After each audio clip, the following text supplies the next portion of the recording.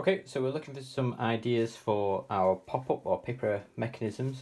So when you've got your sheets in front of you, if you've got your booklet, which I don't have, if you roughly just plan out where you're going to put the three initial ideas for your pop-up for your card. So if I say I'm going to go put them around about those areas. So ideally we want to be drawing in isometric. So the first thing I'm going to do is sketch out a 30-degree line, another 30-degree line, 30-degree line, 30-degree line, and a vertical to draw the frame of my card, which is opened on the side here. On the side. Now, and if I come up with some ideas for the actual pop-up, I'm going to do a parallelogram. So this is going to be for a birthday card. So I'm going to mark where the pop-up section is going to be. So again, I've got a vertical, 30 degrees, 30 degrees, and then another 30 degrees. So I just want those to link up to that back opening of the card. And then I'm just going to give an idea as to how that's going to glue in. So I'm just going to use one parallelogram, for the pop-up book. For the pop-up card. The second thing I'm going to do is going to do another idea. This time I'm going to try and draw a V-fold.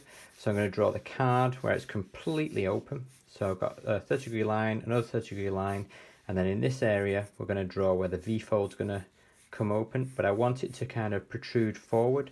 So I'm going to draw where the graphic would go, and again just behind here kind of give an idea as to where it's going to be glued down. And then the third idea I'm going to come up with, if I'm going to draw it vertical, so I've got a 30-degree line, vertical, 30-degree line, and then just slightly off 30 degrees, I'm just going to draw the back of the card here. And this time I might have a graphic on the front here, but I'm just going to use a little mechanism where I could have some kind of motion taking place. So I'm going to have like a slide motion. So maybe there's a cutout somewhere around here, something changes, maybe a graphic, and I just pull this tab out, which then changes that graphic on the side here. Next to each of your ideas, if you can try and work out what the components might look like to make the pop-up. So to make this one, obviously I need the card, so I'm going to draw that in 2D. So this will be the card here. So to give an idea where it's going to fold, I'm going to use a dash line.